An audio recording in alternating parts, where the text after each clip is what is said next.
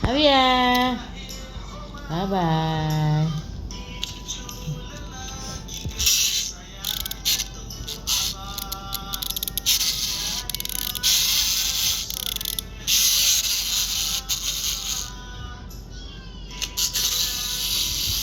Avia? Semua masuk mulut. Semua masuk mulut. Semua dia nak explore.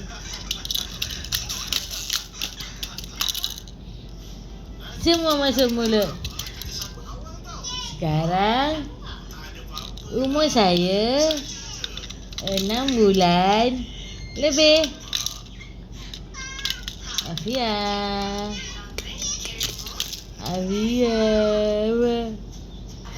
Pukul berapa dah tidur ni?